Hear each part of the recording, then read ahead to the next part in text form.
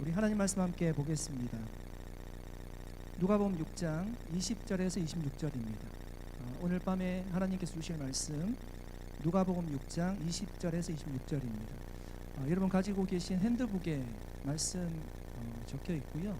교독으로 읽도록 하겠습니다. 네, 제가 20절 말씀 먼저 읽겠습니다. 예수께서 눈을 들어 제자들을 보시고 이르시되 너희 가난한 자는 복이 있나니 하나님의 나라가 너희 것이며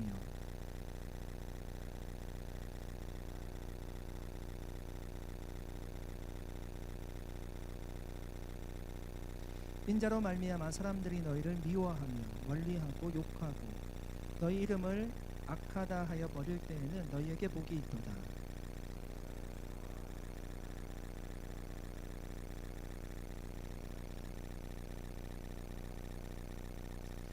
그러나 화 있을진저 너희 부유한 자여 너희는 너희의 위로를 이미 받았도다.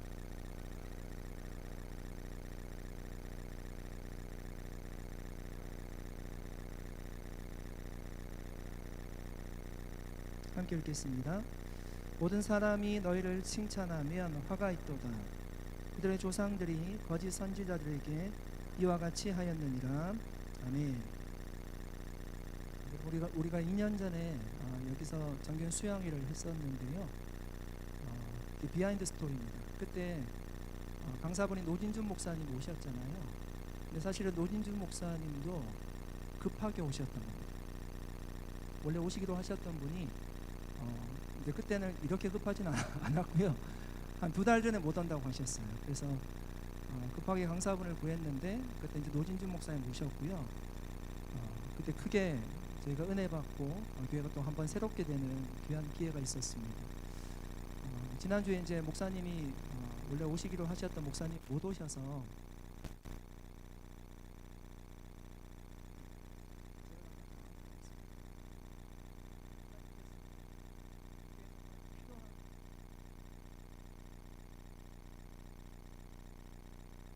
왔지만 계속 공부하면서 계속 기도하시는 강사분 처음 봤던 것 같아요. 목사님 중간에 계속 기도하셨습니다.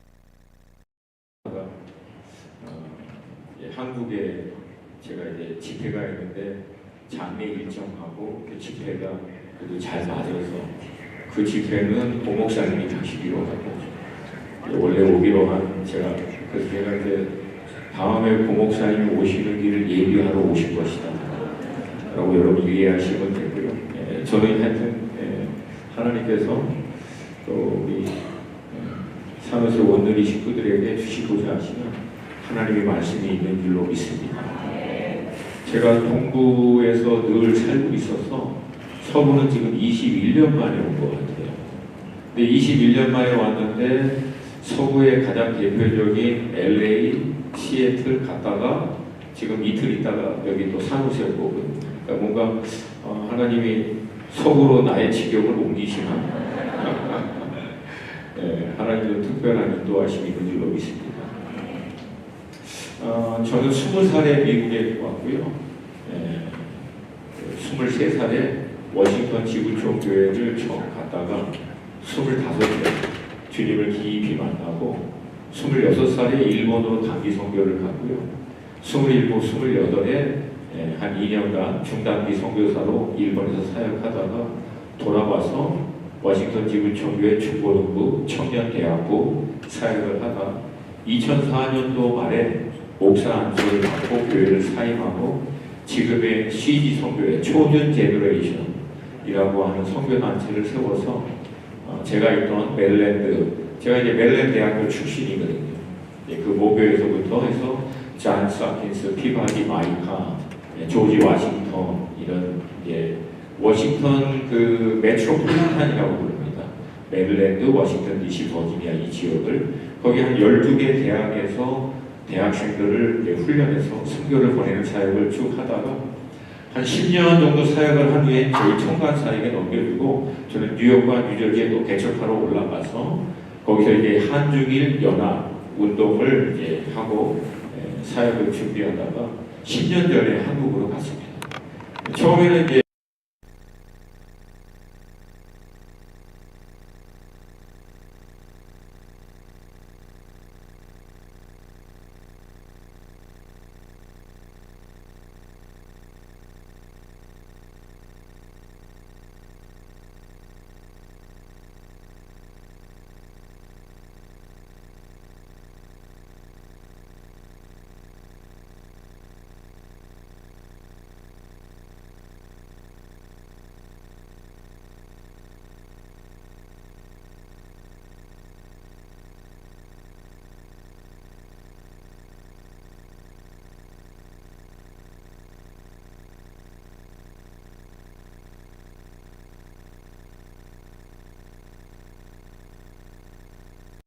보이지 않는 곳곳에 하나님께서 예비하신 분들이 얼마나 아름답게 주님이 다시 오실 힘들을 예배하고 있는지 저는 주께서 여러분 우리 믿음으로 좀 선포했으면 좋겠습니다. 주님이 행하십니다. 믿으시면 크게 아멘. 물론 우리의 신앙의 헌신도 중요하지만 여러분 제가 믿고 있는 것은 알파와 오메가 되신 하나님이 반드시 하나님의 뜻을 이루신다는 거예요. 시대에도 그렇고 나라와 민족에도 그렇고 우리 개개인의 삶에서도 결국 하나님은 온전히 이루시고 역사할 줄로 믿습니다. 아멘. 갑자기 분위기 있게 만드는 건가요? 조명이. 괜찮죠? 예, 감사합니다. 말씀드린 대로 저는 이제 사역의 특성상 여러 이제 나라를 이제 방문하는데요. 지난 3월에는 이제 두바이하고 이집트 그리고 모로코를 이제 다녀왔습니다. 그리고 저는 이제 사역할 때 2세 사역자들을 좀 데리고 다녀요. 제가 이제 멘토십 하면서 또 하나님께서 그들을 또 하나님의 사람으로 세우기를 원하기 때문에. 이제 두바이라고 하는 곳은 우리가 잘 알고 있는데 두바이에서 1시간 반 차를 타고 하면은 알아인이라고 하는 도시가 있습니다. 근데 이게 아랍어로 알아인이 무슨 뜻이냐면 그 well of living water, 그러니까 그 생수의 우물이라고 하는 뜻이고 아랍에미레이트의 무려 80%가 여기 지역에서 나온다고 합니다. 이제 거기에 있는 중국 사역자와 저 비즈니스맨들을 만나러 갔는데 가는 길에 이제 그 모슬림 청년이 이제 운전을 해주는 거예요. 에어 우버 같은. 근데 이제 저랑 같이 가는 이제 친구가 누구였냐면 이자완 선교사님, 컨비션의 이자완 선교사님의 아들인 조엘이라고 하는 친구인데 이 친구는 뭐 하여튼 갈 때까지 갔다가 그냥 강권적으로 하나님을 만나가지고요 완전히 바뀌어버린 친구거든요. 그래서 막 지금도 막 불이 붙어가지고 막 방방 뛰고 있는. 그러니까 누구를 만나도 복음을 전합니다. 비행기 타고 내릴 때 사람들이 이제 내리는 준비하잖아요. 그럼 내리는 그 시간에 비행기 안에서 선포하고 막 그래요. 버스 정류장에서 기다리면서 선포하고. 그러니까 이 친구가 이제 그 기사 이제 그 이슬람 친구에게 복음을 이제 전하다가 결국 이제 결론을 내렸죠.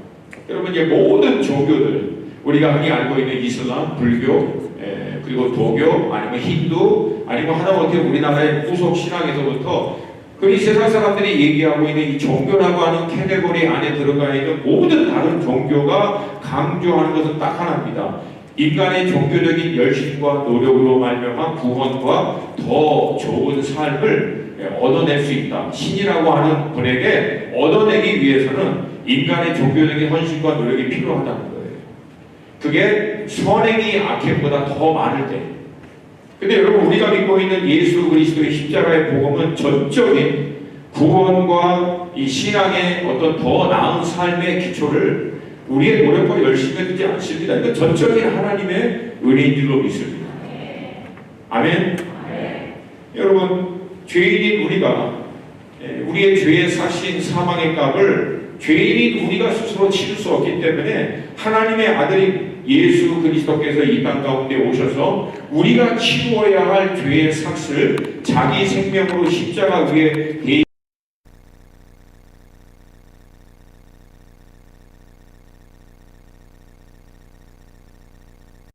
사망의 권세를 깨뜨리고 부활하신 예수 그리스도의 그 생명으로 말미암아 그 예수를 믿고 받아들인 우리에게 영원한 생명이 은혜로 주어진 줄로 믿습니다.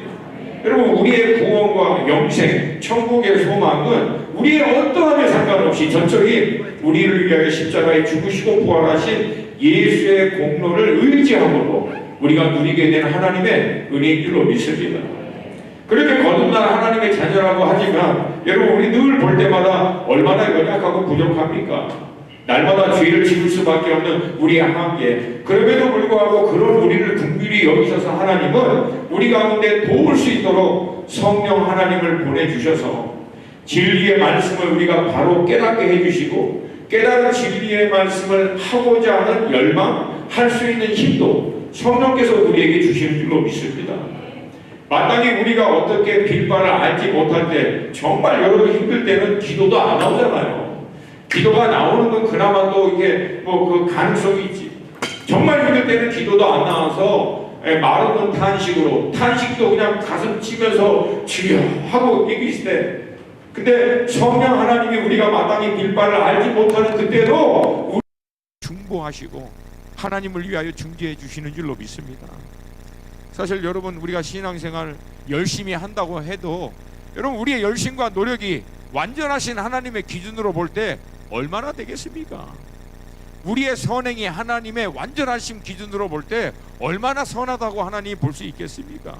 여러분, 전적인 예수 그리스도의 공로 때문에 우리가 하나님 앞에 나아갈 수 있는 것인 줄로 믿고, 또 열심히 신앙생활하고자 하는 이 갈망, 그 힘, 이 열정, 여러분, 이것도 하나님이 우리에게 주신 은혜인 줄로 믿습니다. 결국 여러분, 우리의 삶의 모든 것이 하나님의 은혜를 기초로 함을 믿습니다. 또한 이 은혜를 정말 깨달은 사람은, 그래서 여러분, 율법의 의무와 어떤 종교적인 이 의무감 때문에 신앙생활하는 게 아니고요, 은혜에 감사해서 하는 거예요. 나를 향한 하나님의 은혜, 이 연약하고 부족한 나를 포기하지 않는 하나님의 은혜. 아멘입니까? 여러분, 성령 하나님이 우리를 그분의 거처 삼으셔서 들어오셔서 우리를 떠나지 않고 끝까지 함께 하신다라고 성경은 얘기하십니다. 근데 우리를 거처 삼으신 성령 하나님의 우리의 상태를 보면, 여러분, 우리 보면은 완전합니까? 아니면 불완전합니까? 불완전하잖아요. 사실 우리 공사 중인 인생이거든요. 그리스도 예수의 그 장성한 분량에 이르는 완성함에 이를 때까지는 사실 우리는 공사 중인 인생이에요. 그러니까 여러분, 남편 속색이고 아내가 속색이고 새끼들이 속색이면 이마에서 여러분이 세 글자만 보면 돼요. 공사 중. 영어로 still under construction. 아직도 공사 중이에요. 근데 여러분은 공사 중인 집에 들어가서 사십니까? 시멘트 가루 날리고 벽지 안 발라져 있고 여기저기 이렇게 공사하다만 그런 집에 들어가서 우리 살아요, 안 살아요? 안 살아요. 사람이어도 안 삽니다. 근데 놀라운 것은 하나님이신 그분은 이 불완전한 공사 중인 인생 가운데 들어오셔서 거하시는 거예요.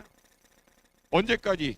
완공될 때까지, 완전하게 될 때까지, 그리스도 예수의 장성한 분량에 그와 같이 영화롭게 될 때까지 포기하지 않는 거예요. 이게 하나님의 은혜 아닙니까? 내가 포기하고 싶어도 하나님이 포기를 안 하니까 포기가 안 되는 거예요.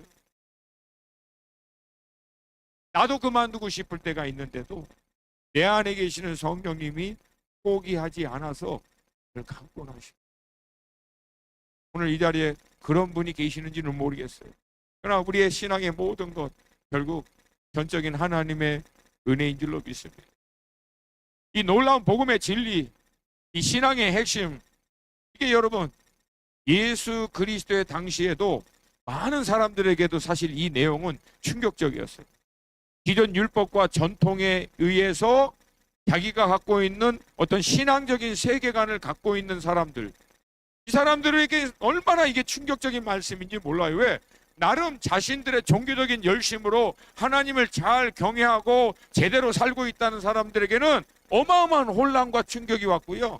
자신들이 볼 때는 죄인이고 신앙이고 뭐고 간에 인생 자체가 바닥이다라고 생각하고 있는 사람에게는 어마어마한 소망이 되는 말씀을 예수님이 하신 거예요. 그 말씀의 핵심이 바로 우리가 그렇게 잘 알고 있는 팔복과 산상수훈의 말씀입니다. 당시 대부분의 사람들은요, 하나님의 축복을 받아야만 기쁘고 부유하고 배부르고 이게 충만하다라고 생각하고 있는데 예수님은 전혀 그렇게 얘기하고 있지 않습니다. 오히려 바닥 가운데 있어서 힘들고 어려운 그들에게는 오히려 복이 있고 이미 배부르고 기뻐하고 있는 그들에게는 화가 있다라고 얘기하는 거예요. 이게 마태복음 5장에서 얘기하는 팔복의 핵심인데 누가는 이 중에서 4가지를 축약해서 오늘 우리에게 말씀하고 있습니다. 저는 이 말씀을 통해서 우리 사랑하는 산호세 우리 온누리교회, 제가 하도 여러 교회를 다녀갖고 가끔가다 교회 이름을 잘못 얘기할 때가 있어요. 혹시 여러분 중간에 제가 그러더라도 시험 받지 마시고 우리 산호세 온누리 식구들에게 주시고자 하시는 하나님의 음성을 듣고 믿음으로 반응하여 놀라운 복음의 반전을 경험할 수 있기를 주님의 이름으로 축복합니다. 제 안에 갑자기 좀 그런 마음이 들어요. 여러분 어차피 2박 3일 동안은 여기서 못 나가잖아요. 들어와 보니까 도망갈 데도 없어요. 뭔 숲속을 그렇게 많이 오는지. 여러분 이 2박 3일 동안은 제가 늘 하는 말이 있어요. 코드 다 뽑아. 세상으로, 직장으로, 삶의 이러저러한 많은 아젠다와 이슈와 고민거리로 꽂혀있던 모든 스위치 다 뽑아버려가지고 주님 한 분에게만 스위치 딱 꽂아. 그래서 주님으로부터만 공급함을 받는, 사실 이런 수양이가 그런 시간이잖아요. 세상의 분주함에서 좀 동떨어진 곳에 나와서 살아계신 하나님 한 분에게만 우리의 모든 관심을 딱 정렬해서 스위치 꽂으면 꽂는 자에게는 은혜가 임하는 줄로 믿습니다. 임하는 줄로 믿습니다. 우리 좌우에 계신 분에게 믿음으로 지금이라도 스위치 뽑아버리자. 아멘. 그리고 주님 한 분에게만 꽂으시길 축복합니다. 서로 얘기하시라고요. 서로 얘기하시.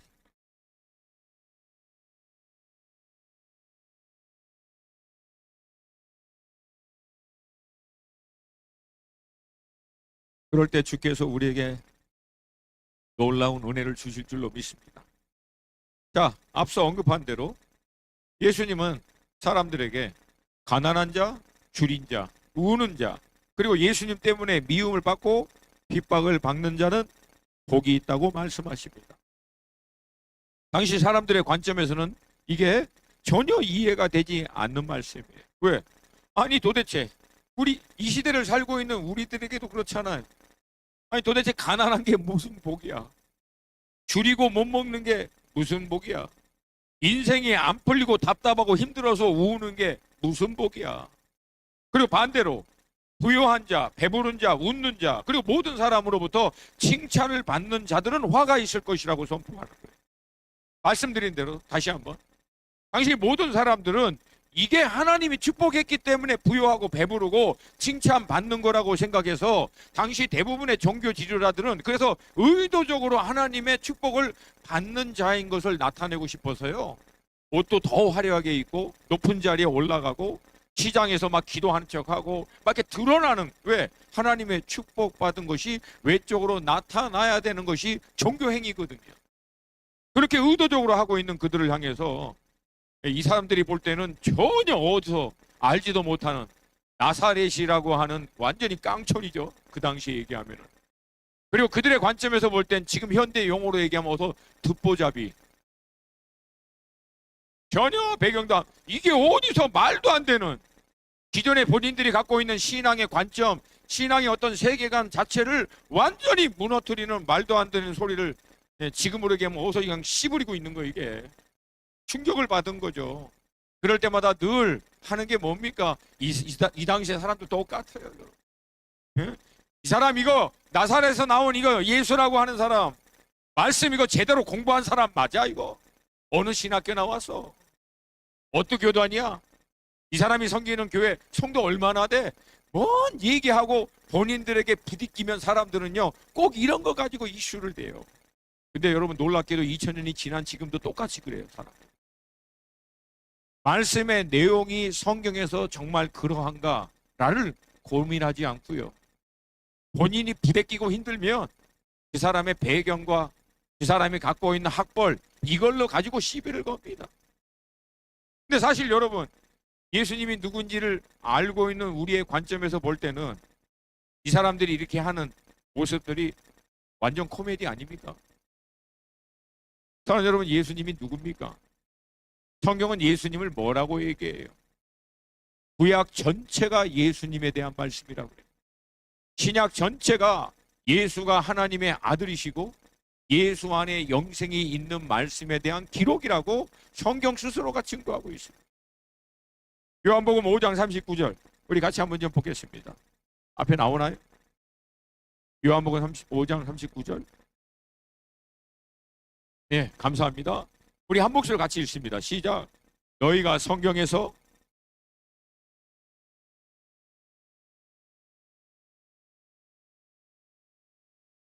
아멘. 예수님이 하신 말씀이거든요. 근데 예수님 당시에 성경은 구약입니다.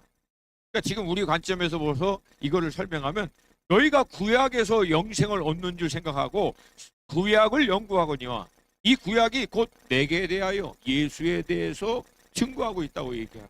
그러니까 여러분, 많은 사람들이 구약과 신약이 다르다고 얘기해요. 근데 전혀 그렇지 않습니다. 구약도 예수님에 대한 말씀이고요, 신약도 예수 그리스도에 대한 말씀이에요. 동의하시면 크게 아멘. 요한복음 20장 31절 같이 한번 보겠습니다. 요한복음 20장 31절 같이 읽습니다. 시작. 오직 이것으로 예수께서 하나님의 아들 그리스도이심을 믿게 하려 하며 또 너희로 믿고 그 이름을 힘입어 생명을 얻게 하려 함이라. 그러니까 신구약 전체가 말씀의 본체이신 예수 그리스도에 대한 증거예요. 근데 그 예수 그리스도께서 지금 말씀 전체를요 총정리해서 우리식으로 표현하면 엑기스와 같이 핵심을 지금 딱 얘기하고 있는 거예요. 선포하고 있는 거예요. 저는 이 대목에서요 우리가 좀 우리 자신의 신앙을 좀 돌아봐야 될 필요가 있다. 그래서 뭐냐면 여러분, 말씀을 대할 때 말씀을 내가 갖고 있는 관점으로 이해하고 해석하면 안 됩니다. 말씀은 말씀 자체가 지금 나에게 뭘 얘기하고 있는가를 먼저 우리가 봐야지, 내가 기존에 갖고 있는 지식, 갖고 있는 세계관, 나의 어떤 기준에 따라서 말씀이 뭐 틀리네, 말이 되네, 어찌네 이렇게 접근해버리면요 말씀이 엉뚱해집니다. 제가 워싱턴 지구촌 교회 섬길 때 홍정길 목사님 혹시 아시는지 모르겠어요. 어르신들은 많이 알죠. 홍정길 목사님의 큰아들이 저희 청년부에 있었어요. 그리고 홍정길 목사님의 여동생, 거기 가정이 제가 섬기던 이제 청년부 거기서 같이 섬겼었습니다. 그러니까 우연한 기회에 이제 홍 목사님을 만날 수 있는 계기가 있었어요. 그러니까 저 같은 전도사 같은 바로 이 뭐 이렇게 젊은 전도사가 홍정길 목사님을 어떻게 개인적으로 만나겠어요. 근데 한 번 기회가 생긴 거예요. 모임에서 호텔까지 모셔다 드리는 한 25분 30분 상안에 제가 그분과 둘이 시간을 가질 수 있게 된 거예요. 제가 얼마나 떨렸는지 지금 생각해요. 30이었거든요 그때. 막 떨리는 마음으로 뭔가 결정적인 질문을 하나 해야 되잖아요. 이제 막 저희 앞으로 사역에 도움이 될 수 있는, 평생을 하나님의 말씀을 보고 사역을 했던 이 어마어마한 분에게 중요한 질문을 해야겠다 나름대로 생각하면서 물은 거예요. 목사님, 평생을 말씀을 연구하시고 설교하시고 가르쳤는데 어떻게 하면 우리가 말씀을 잘 이해할 수 있는지 좀 젊은 이 전도사에게 좀 한 말씀 좀 가르쳐 달라고 딱 물었어요. 제가 물어보고 난 다음에도 기특해. 어떻게 이렇게 질문을 잘했지 하고. 그리고 이제 기다리고 있는데 아무 말씀을 안 하시는 거예요. 제가 나중에 깨달았어요. 대가들은요 즉시 그 대답을 안 해요. 이 잔챙이들이 막 떠들지 이 고수들은 알아도 가만히 계세요 일단. 그리고 차 문을 딱 여시고 호텔로 들어가시면서 저한테 딱 한마디 하시더라고요. 내가 말씀을 보지 말고 말씀이 나를 보게 하십시오. 그리고 문을 딱 닫고 가는 거야. 제가 그냥 우와 한 번도 들어본 적이 없는 말씀. 우와 맞아. 내가 보는 게 내가 뭐라고 말씀을 봐. 말씀이 나를. 그리고 나서 막 얼마나 제 심장이 뛰었는지 곧바로 교회 와가지고 이 말씀을 딱 적용하려고 했는데 문제가 있어. 와는 했는데 어떻게 해야 돼? 그러면 그거 어떻게 해야 말씀 보고 나를 보세요 이게 안 되잖아요. 그때부터 갈등이 된 거야. 감동은 됐는데 감동을 적용할 방법이 없어요. 무슨 말씀인지 몰라. 나중에 제가 오랫동안 이제 말씀을 놓고 씨름하고 연구하면서 깨달은 게 기존에 내가 갖고 있는 가치의 기준, 갖고 있는 상식의 기준, 이 세상의 초등학문이라고 하는 지식, 이거를 가지고 자꾸만 말씀을 보면은 문제가 생긴다. 물론 이게 말씀을 이성적이고 합리적으로 이해하는 데 도움은 되는 건 맞아요. 근데 여러분, 말씀을 대할 때 우리의 자세는 굉장히 단순합니다. 하나님, 이 말씀을 통해서 제게 말씀하시고자 하시는 뜻을 바로 알게 해달라고. 자꾸만 내가 갖고 있는 기준으로 해석하려고 하지 말고, 하나님, 기록된 이 말씀을 통해서 이 시대를 살고 있는 나에게도 말씀해 주세요. 그리고 우리 안에는 가장 탁월한 선생님인 누가 계세요? 성령 하나님. 성령의 감동으로 기록된 말씀이기 때문에 성령 하나님이 도와주실 때 말씀을 바로 이해하고 깨달을 수 있는 줄로 믿습니다. 그러니까 자꾸만 내가 갖고 있는 어떤 선입견, 세상의 잡다한, 좀 용서해 주세요. 그런 그냥 제가 어르신들이라 지금 단어를 조절하느라고 지금 말이 계속 더듬어져요. 예, 청년들 할 땐 그냥 해버리는데 어찌됐든 그러니까 좀 겸손해져야 될 필요가 있고, 그냥 이 말씀이 원래 얘기하고자 하는 말씀의 뜻을 내게 좀 조명해 달라고. 그래서 여러분, 제가 좀 조심스러운 표현이지만 기독교 신앙은요 계시 신앙입니다. 예수님이 얘기했잖아요. 아들이 아버지를 계시해 주시지 않으면 알 자가 있다 없다? 없다 그래요. 결국 계시의 영이에요. 그러니까 그 계시적 영역을 감당할 수 있도록 우리를 영적으로 거듭나게 한 줄로 믿습니다. 왜? 그래서 영이신 하나님과 영적으로 교통하는데 말씀을 뭐라 그래요? 말씀을 혼이라 그랬습니까? 말씀은 영이라 그랬잖아요.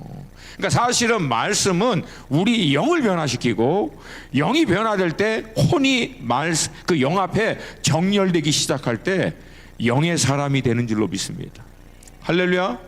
더 깊게 하기 전에 이제 딱 핵심은 말씀이 얘기하고자 하는 것에 나를 맞춰야 된다. 동의하시면 크게 아멘.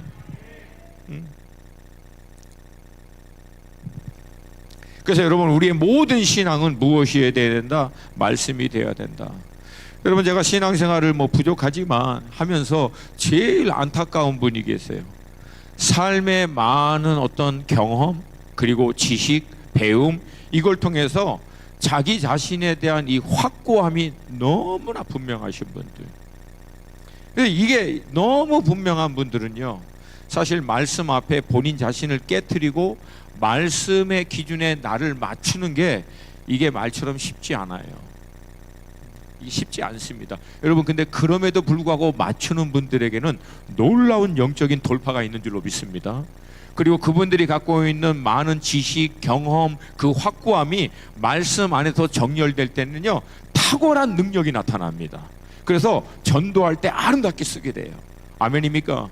이게 사도 바울이 그리스도 예수 안에서 모든 철학과 학문과 사조와 이론들을 쳐서 무릎 꿇게 만들고 예수 안에서 통일되게 하려 함이라.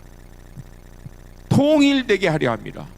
나의 모든 전문적인 지식도 내 전문적인 지식과 신앙의 진리의 말씀이 전혀 상관이 없는 게 아니라 내 모든 삶의 전문적인 영역과 경험과 갖고 있는 모든 것도 말씀의 진리 앞에서 정렬돼야만 탁월함이 나올 수 있다. 그걸로 우리는 세상 사람들이 감당해내지 못하는 어마어마한 하나님의 능력을 나타내는 통로로 쓰임받게 될 줄로 믿습니다. 자, 그러면 좀 더 구체적으로 왜 예수님은 가난한 자, 줄인 자, 우는 자, 핍박받는 자들이 복되며 오히려 부요한 자, 배부른 자, 웃는 자, 칭찬을 받는 자들에게는 화가 있다고 얘기하는가? 간단합니다. 예수님은요, 가난한 자, 우는 자, 배고픈 자, 핍박받는 자를 위해서 오셨어요.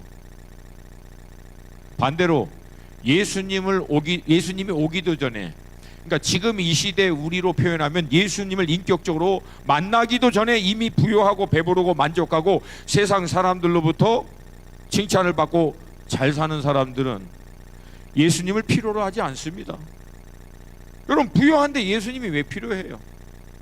배부르고 만족하는데 무슨 하나님의 은혜가 필요합니까? 이미 만족하고 웃고 행복해하고 살고 있는데 그런 사람들에게 복음이 왜 필요하겠습니까? 세상 안에서 칭찬받으면서 인정받으면서 높이 올라가고 있는 사람이 굳이 뭐 이렇게 은혜를 붙들려고 해요? 여러분, 그렇지 않아요. 반대로 가난한 자, 줄인 자, 우는 자, 세상으로부터 핍박받고 고난받는 자, 힘들고 어려고 삶이 고단한 자, 이들은요 하나님의 은혜가 절대적으로 필요한 것을 본인이 알아요.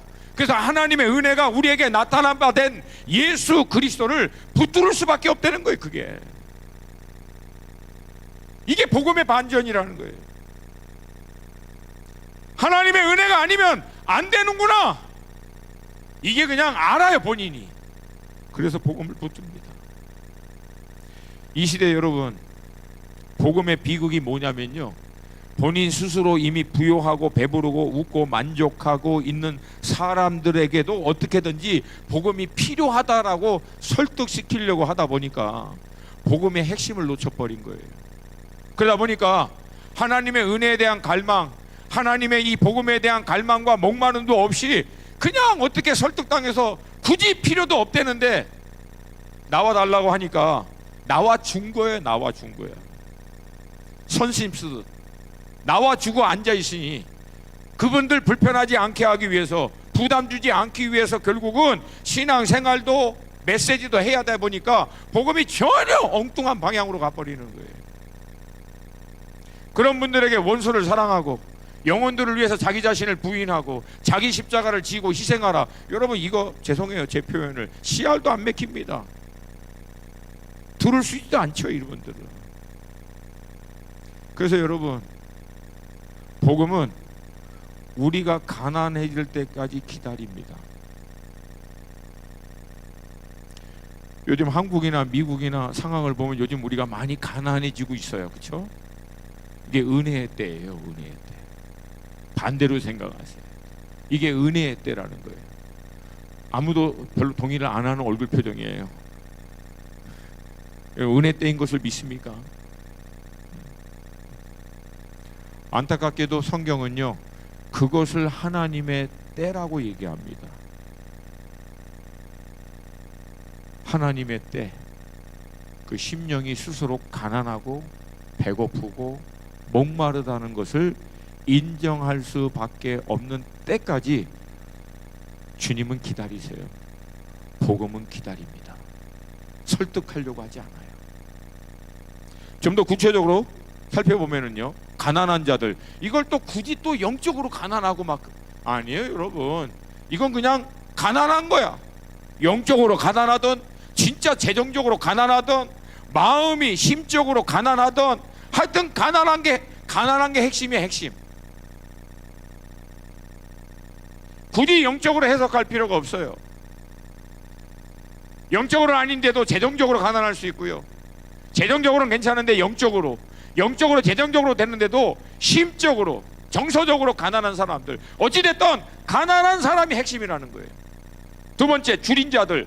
이게 진짜 못 먹어서 줄인 것인지 영적으로 줄인 것인지 어떻게든지 결국은 줄인 거예요.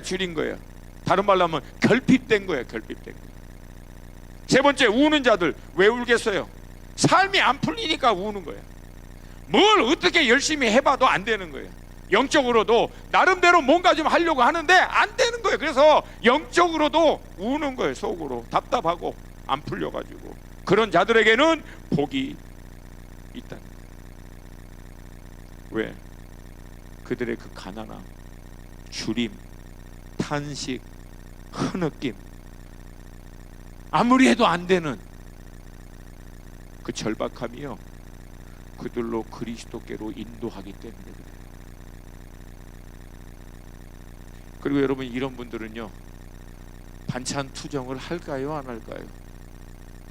정말 배고픈 사람이 반찬 투정해요, 안 해요? 혹시 모르겠어, 한 3일만 금식해 보실래요? 이런 분들은 반찬 투정 안 해요. 그래서 주님이 허락하신 몸된 교회 안에서 목사님이 어떤 말씀을 하고 교회 안에서 뭘 나눠도 이렇게 목마르고 줄이고 갈망하는 사람들은요, 모든 게 은혜예요. 감사합니다. 주님 감사합니다. 은혜입니다. 살 것 같습니다. 회복될 것 같습니다. 근데 여러분, 배부른 사람은 뭘 줘도 투정해. 여러분, 그런 그 미전도 동족 같은 남편들이 가끔가다 있죠. 그렇게 막 찌개도 해주고 고기 뭐 구워주고 막 이렇게 했는데도 불구하고 이렇게 먹을 게 없어. 여러분, 저도 그러다가 순교할 뻔했어요, 몇 번. 지금은 절대 그런 소리 안 합니다. 절대 그런 소리 안 합니다. 그러니까 여러분, 나의 영적인 상태, 나의 신앙의 태도, 이거 여러분 간단해요. 뭘 그렇게 깊게 심각하게 돌아봅니까? 교회 오면 좋아. 모든 게 감사해. 모든 게 기뻐. 모든 게 은혜야. 모든 게 그냥 주님의 은혜야. 그런 분들은 상태가 좋은 거예요. 그런 분들은 복이 있나요? 근데 교회 오니까 모든 게 눈에 거슬려. 왜 이렇게 촌스러워? 목사님 자다가 준비해도 저거보단 더 잘하겠다.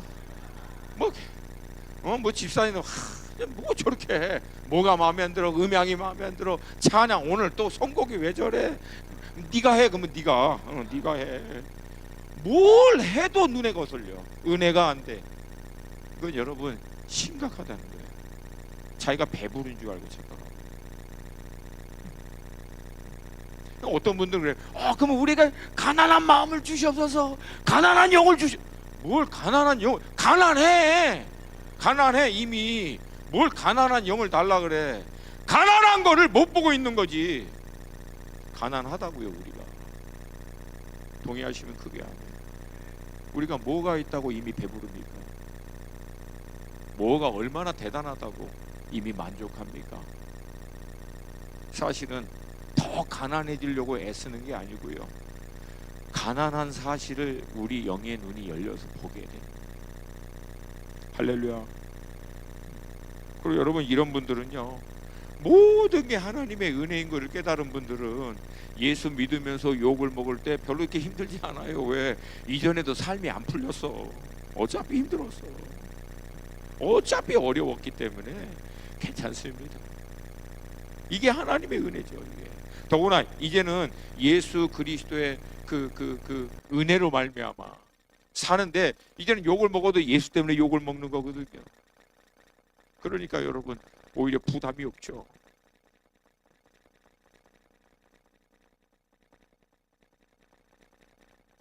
사실은 우리가 예수 때문에 핍박을 받으면은 여러분, 오히려 이게 우리에게 증거입니다. 내가 세상에 속한 자가 아니라 하늘에 속한 자고, 어둠에 속한 자가 아니라 빛에 속한 자다. 빛 대신 예수님이 세상에 왔는데 어둠이 빛을 못 알아본다고 얘기했죠. 그러니까 어차피 하나님을 떠나 나간 이 죄인의 이 죄성을 통해서 이 공중 권세 잡은 원수가 만든 이 세상의 시스템과 구조, 이 큰 흐름 안에서는 빛 대신 주님과 성경의 진리의 말씀을 쫓아 살다 보면 반드시 핍박과 어려움을, 억울한 일을 당할 수밖에 없다는 거예요. 근데 그런 일을 당할 때마다 하나님, 내가 왜 신앙생활 잘하는데, 왜 내가 제대로 예수님, 빛 대신 주님 쫓아가는데 이렇게 힘들고 억울한 일이 있어야 됩니까? 라고 얘기할 게 아니라, 내가 빛에 속한 자가 맞구나, 내가 정말 하늘에 속한 자가 맞구나. 우리의 정체성을 확인할 수 있다. 우리의 소속이 어디에 있는지가 명확해지는 거예요. 할렐루야. 그때마다 여러분, 우리의 소망을 땅이 아니라 어디에 두는 거예요? 하늘에 두는 거예요. 동의하십니까? 우리 사랑하는 형님들과 누님들도 많이 계시는데, 이제 얼마 안 남았잖아요. 수고하고 힘든 이 땅의 삶 다 마치면 여러분, 우리 모두 하나님의 나라를 영원한 유업으로 이어받을 수 있는 자녀됨으로 담대하게 들어가게 될 줄로 믿습니다. 이 땅에 사는 동안 우리 그거 준비하는 그래서 나그네예요. 그래서 이 땅에 뭘 많이 얻고 올라가고 취하고 뭐 여러분 세이빙 어카운트에 뭐 얼마나 여러분 제발 그런 거 하지 마세요. 여러분 돌아가시면 그거 남들이 다 써. 그래서 저는 돈에 대한 철학이 있어요. 제가 제가 엄청나게 기도하고 발견한 비밀인데, 우리 가만 있어봐. 여기 지역이 어디지? 산호세. 얼마 전에 또 시애틀 갔다가 또 LA 갔다 하니까 갑자기 헷갈렸어요. 우리 산호세, 우리 온누리 식구들에겐 제가 이거 가르쳐 드릴게요. 여러분 대박입니다. 할렐루야. 따라서 하세요. 쓴 돈만, 따라서 하세요. 이렇게 의심이 많은 사람들이 내가 뭐 달라 그럴까 봐 그래요. 이렇게 다시, 쓴 돈만 내 돈이다. 정리 끝났죠? 은행에 있는 돈은 내 돈이다, 아니다? 내가 장롱 밑에 깔아놓은 돈은 내 돈이다, 아니다? 이게 대답을 안 해요. 우리 언니들 대답을 특별히 안 하네. 다시 한번, 쓴 돈만 내 돈이다. 그래서 여러분 거칠게 쓰세요. 그거 막 이렇게 박아놓고 막 하지 마시고 마음껏 쓰세요. 거칠게 기도하시면서, 목사님 쓰세요. 교회 쓰세요. 쓰시라고. 그거 그거 자꾸 부들부들 떨어. 그걸 뭘 이렇게 떨어. 이제 70, 80이면 다 못 써. 내가 예언하건대. 마음껏 쓰시고 가세요. 그냥 남은 세상 그거 해갖고 뭐 우리 손주 새끼 내가 창세 이래로 그렇게 물려받은 놈 치고 잘된 놈 본 적이 없어요.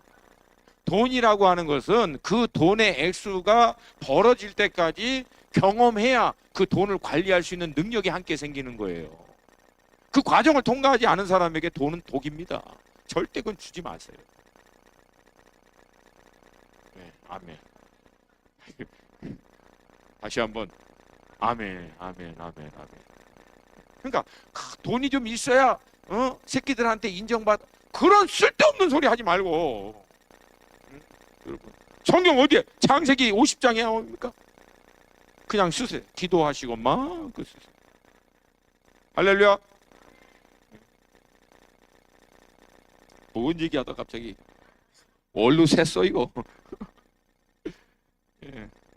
여러분 결국은 하나님의 이 은혜를 정말 경험한 사람들은요, 그리고 십자가의 은혜로 구원을 받아 날마다 이 은혜 가운데 있는 사람은 예수님이 도전하신 자기 자신을 부인하고 자기 십자가를 지는 거, 여러분 이거에 대한 거부감이 없어요. 왜?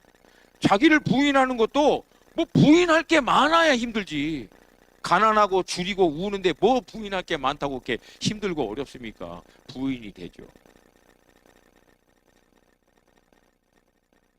정말 우리 눈이 열리면 우리가 갖고 있다라고 하는 거 정말 아무것도 아니구나라고 하는 게 명확하게 깨달아지는 순간, 부인하는 건요 정말 힘들고 어려운데 억지로 하는 게 아니라 얼마든지 기쁨으로 할 수 있는 일이에요. 왜? 어차피 줄이고 목마르고 가난한 인생, 내가 그렇게 갖고 있고 부인하기 힘들다고 하는 그 어느 것도 나의 이 주림과 목마름과 가난함을 해결해 줄 수 없다라고 하는 결론에 딱 이를 때는요, 기꺼이 부인하게 됩니다. 가볍게, 즐겁게. 할렐루야, 할렐루야. 그전에는 어떻게 십자가를 지고 가는 게 뭐 부담스럽지만 인생 자체가 부담이었잖아요. 요즘 얼마나 힘듭니까? 근데 이제는 주님과 함께 십자가를 지고 가는 삶이 뭐가 그렇게 힘들어요? 감사하지. 그전에는 혼자 지고 가느라고 무거웠는데 자기가 계획하고 자기가 원하는 거, 이렇게 되면 행복하고 이렇게 되면 좀 안정적이겠지 했던 것을 어떻게든지 그전에는 이루려고 힘들고, 이룬 다음에는 지켜내려고 고민하고, 한바탕에 또 잘못하면 날아갈까 봐 걱정하고 근심하고, 그거 내려놓으라는 거예요. 내려놓으라고. 예수와 함께 십자가 지고 멍해져서 주님이 인도하시는 삶으로 들어가 버리라는 거예요. 들어가 버리라는 거예요. 주님이 책임져 주시는 삶으로. 아멘입니까? 이런 사람은 예수 때문에 미움받고 핍박받고 어려움 당하는 거 여러분 부담스러워하지 않죠? 왜? 주님의 은혜가 있기 때문에. 그래서 여러분, 결국 원리는요, 은혜입니다. 은혜가 삶에서 풍성한 사람은요, 뭔 일이 있어도 결국은 이겨냅니다. 근데 은혜가 없는 사람은요, 작은 일에도 넘어져요. 그러니까 결국 우리 신앙의 이슈는요, 어떤 문제와 어려움과 어떤 그런 일들, 이거 해결하는 게 이슈가 아니고요, 그거보다 더 큰 하나님의 은혜가 임하면 그냥 해결되는 거예요. 할렐루야. 그래서 여러분 삶에 무겁고 힘들고 어려운 일들이 딱 터지면 이거는 은혜의 자리로 나오라는 하나님의 사인으로 보시면 돼요. 더 큰 은혜가 임해버리면 우린 돌파하는 거예요. 할렐루야. 아멘입니까? 반대로 복음은요, 기독교 신앙은요, 뭔가 자기가 많이 있고 손해볼 게 많고 삶에 아직도 소중한 것이 많다라고 생각하는 사람들에게는 별로 소용없습니다. 복음이. 부자 청년이 그러잖아요. 재물이 많아서 결국 예수님으로부터 돌아서요. 당시 대제사장과 헤롯 가문, 헤롯 왕의 빌붙어 있던 사두개인과 이 헤롯 당원들, 이 사람들은요, 잃을 게 많아서 예수의 복음을 듣지도 못합니다.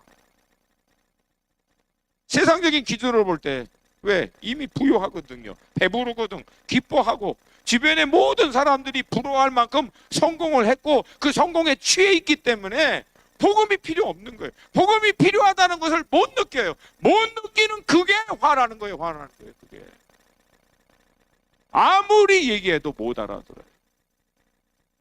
아무리 얘기해도 별로 안 필요해. 근데 여러분, 놀라운 반전이 뭐예요? 세상 사람들의 기준으로 볼 때도 부유해, 배불러, 기뻐할 만한데 주변의 모든 사람들이 인정할 만큼 다 이루었는데 어느 날 자기 자신의 가난함을, 공허함을, 이건 아니었는데 라고 하는 허무함을 비로소 깨달아 자신의 가난함을 아는 자들은 복이 있나니, 복이 있나니. 왜요? 그분들은 그 공허함 때문에, 그 가난함 때문에 주님께 나와요. 복음을 들어요. 할렐루야. 그 사람들이 누굽니까? 니고데모야지. 니고데모가 로마의 백부장이 그런 사람 아닙니까? 헤롯의 젖동생인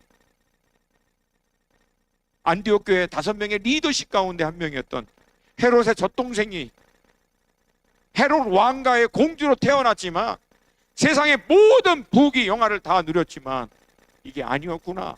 그때 예수의 복음을 듣고 그거 다 버리고 안디옥까지 가서 몸된 교회 하나를 잘 세우는 것 안에서 진정한 삶의 기쁨과 만족과 영생을 누리는 인생으로 마치잖아요.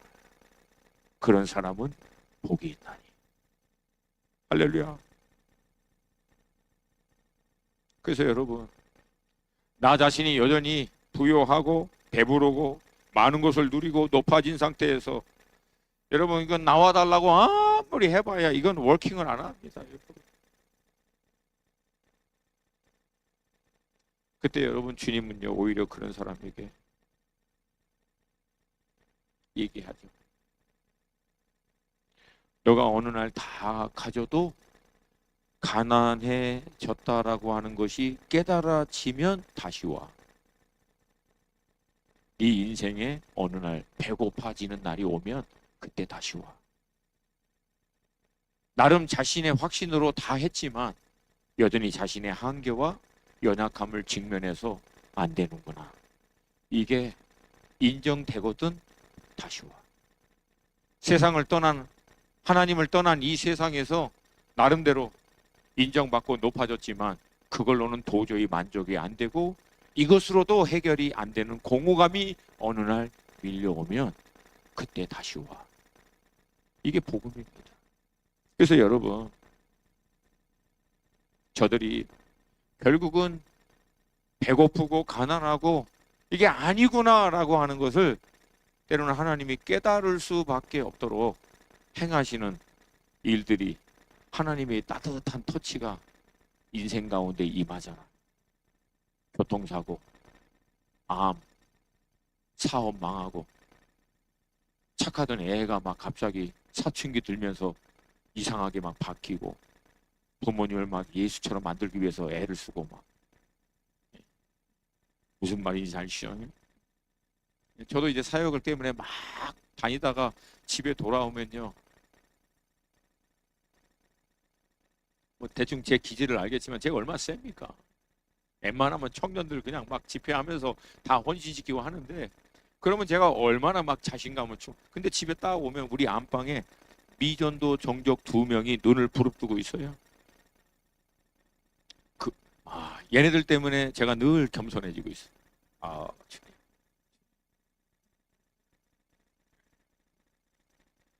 결국 복음은요 하나님이 우리를 가난할 때까지 기다려. 그래서 여러분들이 누굴 전도하는데 이게 잘 안 되는 분들 있잖아요. 예수 믿으면 축복받아요. 주님 받으면 뭐 그 은혜가 있어. 부족한 게 없어. 안 돼. 이게 말이 안 들어가. 여러분 그런 분들은 설득하려고 하지 말고요.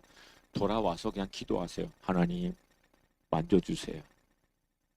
따뜻하게 한번 만져주세요. 가난하다라고 하는 사실을 본인이 인정할 수밖에 없도록 한번 만져주세요. 혹시 집에 아직도 미전독 전족 같은 남편이 계신 분들 또 그런 자녀들이 전 지금도 기다려요. 물론 이제 예수 믿고 나름대로 신앙생활을 해요. 근데 제가 볼 때는 아직 기준이 제대로 안 된 것 같아서 지금도 제 2 아들을 놓고 기도합니다. 주님 좀 만져주세요. 뜨겁게 머리끝부터 발끝까지 주님 좀 한번 훑어주세요. 그냥 주님 앞에 팍 꼬꾸라도 나올도록 주님 역사 좀 해달라고. 그래서 여러분 주변에 믿지 않는 분들 많이 계시죠. 그런 분들 기다려야 돼요. 기도하면서.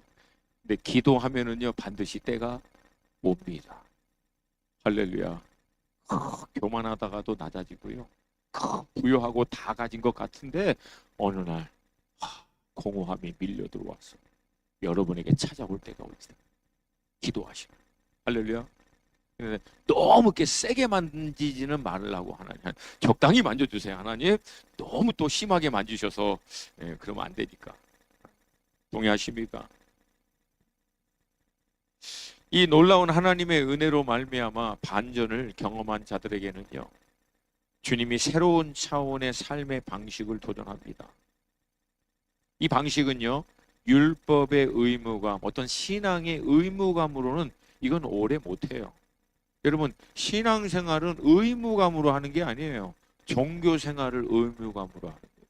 신앙은요 은혜에 충만해서 은혜의 보답으로 하는 거예요. 은혜의 반응으로 하는 거예요. 동의하시면 크게 아멘.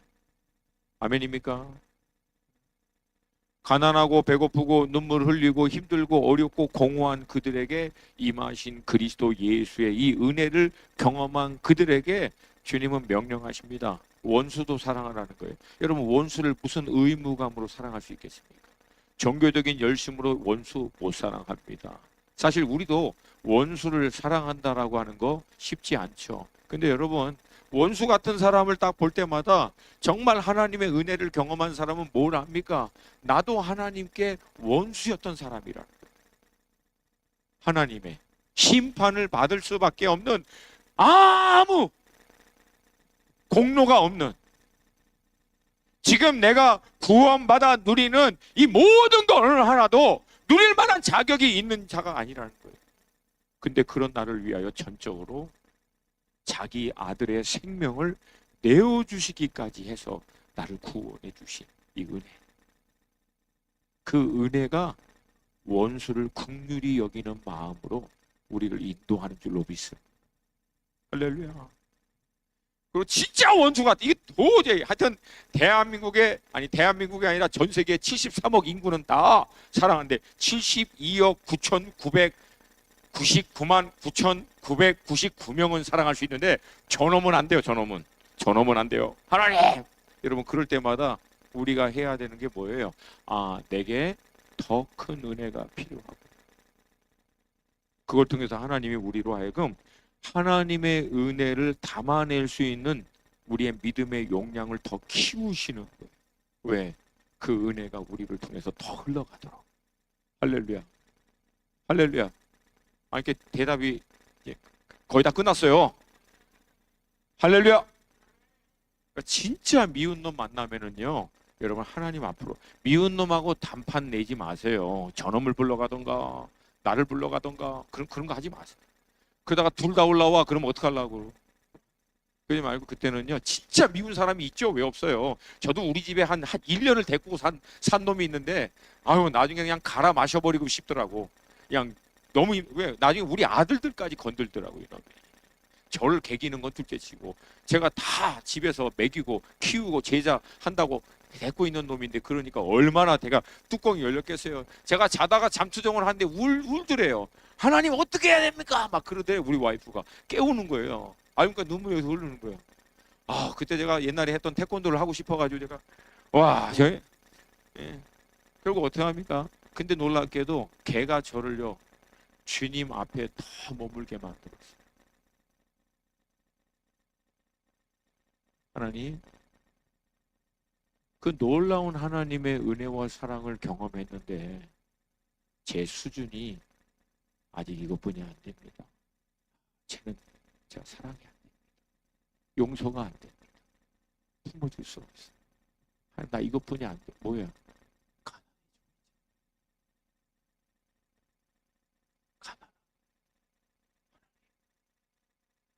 하나님, 은혜 필요해요. 은혜 아니면 안 됩니다. 은혜 주세요. 더 큰 은혜. 그 원수는 우리가 더 큰 은혜로 나아가는 통로예요. 한나도 남편의 세컨드 분인나 때문에 열받아가지고 대적이라고 나오잖아요. 성경에. 대적이면 여러분, 한나가 기도하러 나갈 때 처음에 고상하게 기도했겠습니까? 전연을 데려가든지 나를 데려가든지, 도대체 하나님 뭐 하시냐.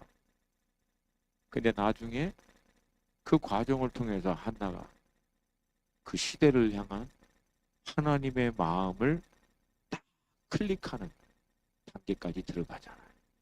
할렐루야. 아멘입니까? 그러니까 원수를 보게 한 것은 더 큰 하나님의 은혜와 사랑으로 인도하고자 하는 하나님의 섭리인 줄로 믿습니다. 때로는 눈에 볼 때마다 눈에 거슬리고, 좀 이게 보이는 걸 어떻게 뭐 하나 시켜도 제대로 못해 하는 것마다 일을 말아먹는 은사를 타고난다. 놀라운 달란트가 있어. 달란트가 일 하나 시키면은 일을 2개로 만드는 달란트. 복장이 터지죠.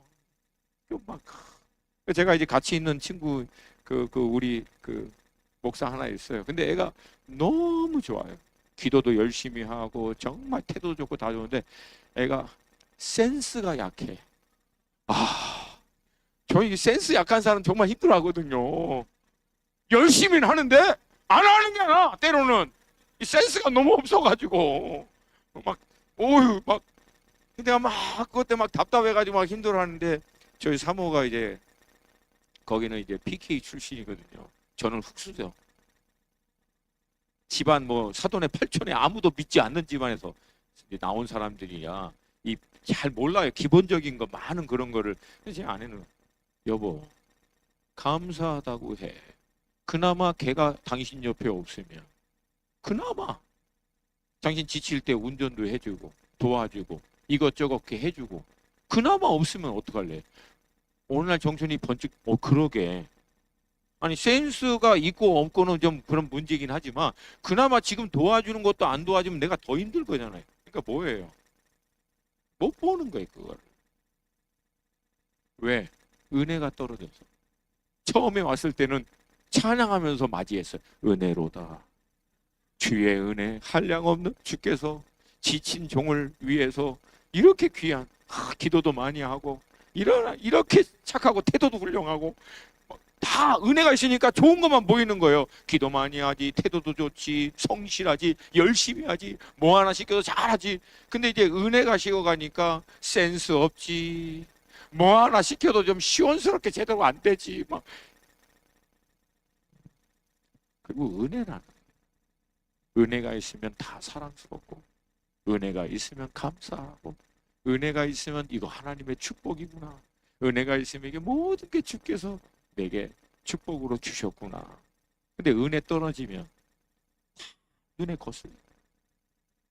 여러분 남편이 눈에 거슬리죠?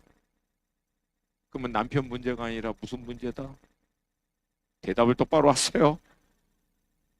무슨 문제?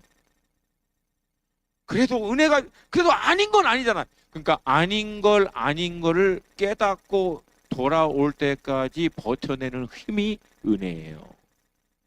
하나님의 때 하나님이 그렇게 하죠.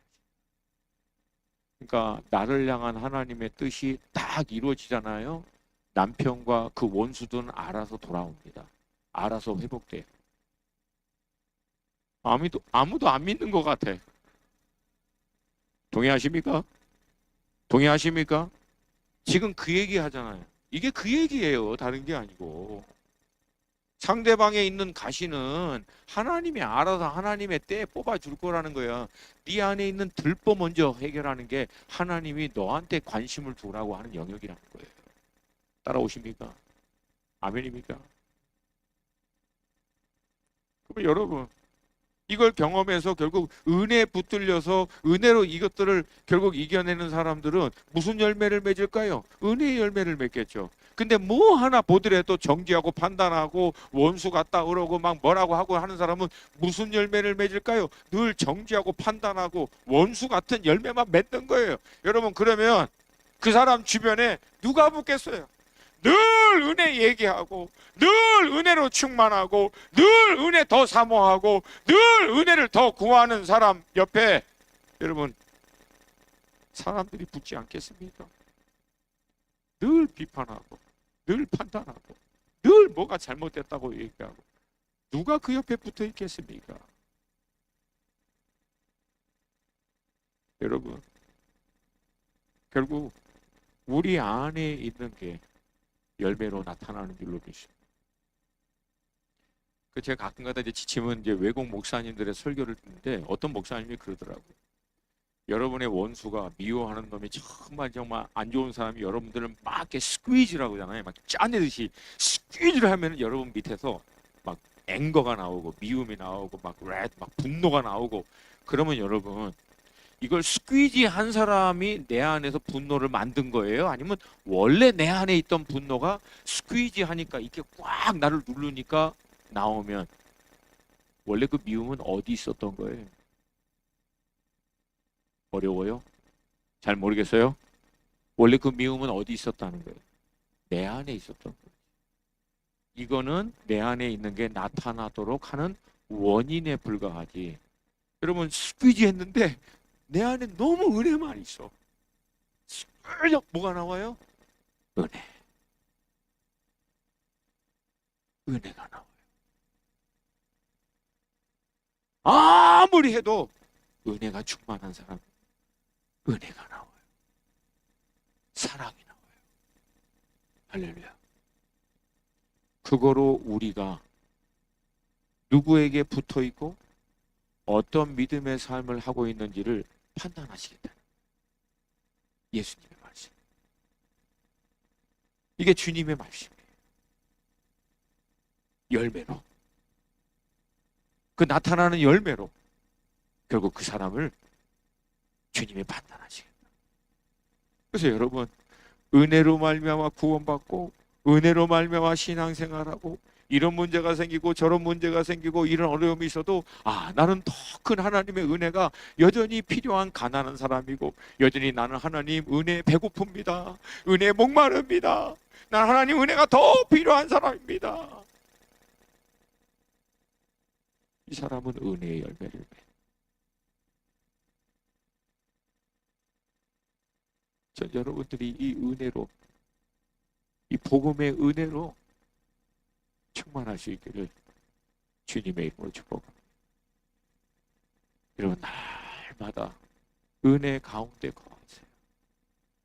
다른, 죄송해요, 쓰잘데기 없는 복, 그 이상한 복, 이렇게 해주세요, 저렇게 해주세요, 이렇게 해주세요, 저렇게 해주세요, 저렇게 해주세요. 어떻게 알아? 그렇게 하면 정말 행복할지. 그래서 제가 가끔가다 막 리스트 만든 거 얘기하고 막 기도하다가 입을 막아요. 내 안에 그 음성이 들리는 거예요. Really? Really? You know for sure that you're gonna be happy if you fulfill everything you request?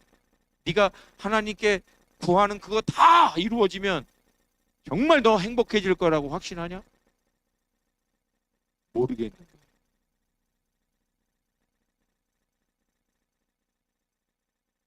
하나만 하나님 타는 하나님이 필요합니다.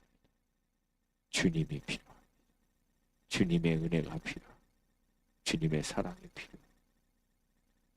이거로 승리할 수 있기를, 날마다 복음의 반전을 경험할 수 있는 여러분들이 되시기를 주님의 이름으로 축복합니다. 아까 찬양 시작할 때 시간이 너무 지나서 찬양을 해야 되냐 말아야 되냐, 설교자한테 부담 주는 거죠.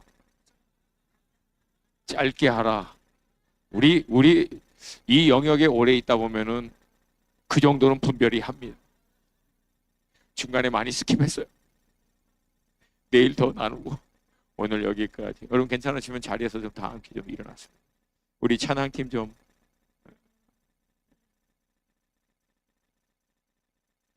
은혜로다 주의 은혜 한량없는 주의, 그거 한번 더.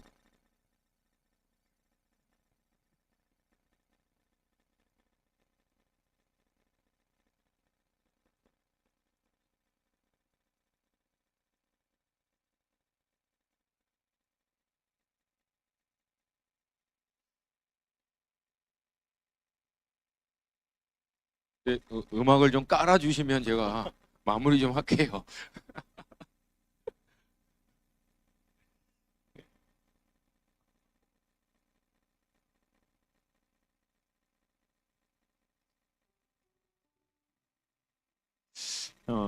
말씀드린 대로요. 저희 집안은 그 친척 중에 예수 믿는 사람이 하나도 없었어요. 하다못해 뭐 사돈에 팔촌에 그래도 교회 다니는 사람이 이렇게 한번 걸릴 만도 한데 진짜 없었어요. 이민 사회 아시다시피 저희 부모님하고 저도 이제 20살 때, 한 36년 전이죠. 그때 처음 와서 이제 교회 형식적으로 다니다가 제가 이제 지구촌 교회 딱 가서 주님 깊이 만나고 저희 어머님이 또 주님 깊이 만나고, 그리고 나중에 이제 저희 형님 IMF 때 사업망해서 한국 올 때 도착한 날 복음 전해서 무릎 꿇고 영접시키고 조카들 또 복음 전하고 한 명씩 한 명. 근데 저희 어머님이 나중에 이제 권사님까지 되셨어요. 권사님 되시고 난 다음에도 늘 성경 읽다가 모르면은 이렇게 질문 써놔요. 그럼 매주 월요일 날 제가 오전에 같이 병원 갔다가 점심 먹고 이렇게 하고 돌아올 때 준비했던 질문이 이렇게 딱, 유 목사님 요거 좀 가르쳐 달라. 농담으로, 아니 권사가 이런 것도 몰라? 권사 그냥 받았나? 근데 저희 어머님이요, 돌아가시기 전까지 늘 하던 게 있어요. 저희 고모님들, 우리 귀순이 돌아오게 해주세요. 우리 정순이 예수 믿고 돌아오게 해주세요. 우리 큰집 돌아오게 해주세요. 아니 괜찮아요. 우리 빛의 자녀라고 그랬는데 불을 다 꺼요. 네, 저 밝은 거 좋아합니다. 근데 이번에 안산에 있는 그 작은 고모님이, 그분도 이제 권사님 되셨어요. 그리고 이제 그 지체 부자유 거기 열심히 섬기시고 지금 이제 거의 78세, 79세죠. 근데 자기 언니, 우리 큰 고모, 메릴랜드에 있는, 아무래도 예수 제대로 안 믿어서 꼭 지옥 갈 것 같다고 네가 한번 좀 찾아가지고, 그래서 제가 갔어요. 우리 이제 그 큰 고모님이죠. 이런저런 얘기하는데 우리 큰 고모님이 어떻게 우리 집안에 목사가 나오냐고, 우상만 섬기고 귀신 섬기던 그런 집안에서 어떻게 목사가 나왔냐고. 저도 그냥 거들죠. 뭐 그러게 말이요, 그러게 말이요. 어떻게 목사가 나와. 근데 고모도 이제 예수님 잘 믿고 이제 제 언니 만나야 될 거 아니야, 천국에서. 엄마 살아생전에 고모들 이름 부르면서 얼마나 기도인 줄 알아. 근데 저희 큰 고모님이 그러는 거예요. 내가 자격이 있어야, 난 아무래도 부족해서 안 될 것 같다. 그때 얘기한 거예요. 고모, 우리 자격이 있어서 천국 가는 거 아니야. 우리 중 어느 누구도 천국 갈 수 있는 자격 때문에 갈 수 있는 사람은 아무도 없어요. 오로지 예수의 공로로 천국 가는 거예요. 우리를 위하여 십자가에 자기 몸 찢으시고 피 흘리신 예수님의 보혈의 공로로 우리의 죄가 아무리 많아도 깨끗하게 씻김을 받을 수 있음을 믿는 거예요. 그리고 그 예수님이 죄와 사망의 권세를 깨뜨리고 부활하심으로 그 예수님을 받아들이는 자는 예수님 안에 있는 영생으로 말미암아 우리도 영원한 생명을 가져 천국에 갈 수 있다. 오직 은혜로 구원받고 은혜로 천국 가는 거예요. 믿으십니까? 제 큰 고모님, 아멘. 그러면 나를 따라서 하세요. 다시 한번 예수님 영접 기도하고 같이 기도했어요. 여러분, 우리 신앙의 핵심은요, 은혜인 줄로 믿습니다. 믿으십니까? 믿으십니까?